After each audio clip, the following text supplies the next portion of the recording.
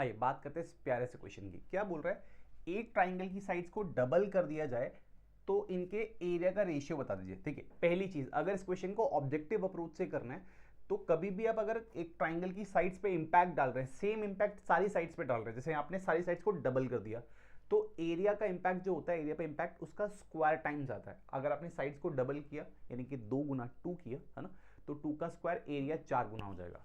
अगर आपने 3 गुना किया होता तो 3 का स्क्वायर 9 टाइम्स हो जाता।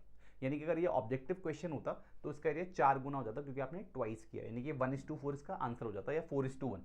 वो डिपेंड करता है कि किस ट्राइंगल से किस ट्राइंगल का आप एरिया का रेशियो ले रहे हो। अगर इसको सब्जेक्टिव अप्रोच से करें तो कैसे करेंगे, आइए देखिए। सबसे पहले मैं इसका ट्राइंगल का एरिया निकाल दिया, A under root S, S minus A, S minus B, S minus C, जो कि फॉर्मूला होता है।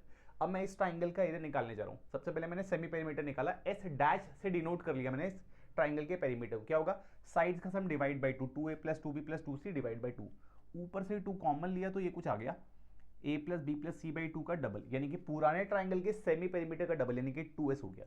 अब मैं इसका एरिया निकालने जा रहा हूं। इसके एरिया को मैं a डैश से डिनोट करूंगा। ठीक है, आइए क्या हो जाएगा इसका एरिया, इसका हो जाएगा ये a dash is equal to this. मैंने सारी इसकी वैल्यूज रख दी है। अब ये जो s डैश है, ये इस ट्राइंगल का पेरीमीटर जो कि इसका डबल है, तो मैंने क्या किया, इस s डैश को रिप्लेस करके 2s लिख दिया। और ऐसा करने का ये हो गया ऐसा कुछ, 2s, 2s minus A, 2s minus B, 2s minus C, सारे जगह से 2 कॉमन ले लिया मैंने। देखो, इसके पास एक 2, इस ब्रैकेट के पास एक 2, इस ब्रैकेट के पास एक 2, इस ब्रैकेट के पास एक 2, यानी कि अंडर रूट में 4 2 है हमारे पास। तो बाहर आके 2 2 हो जाएंगे और ये हो जाएगा कुछ ऐसा।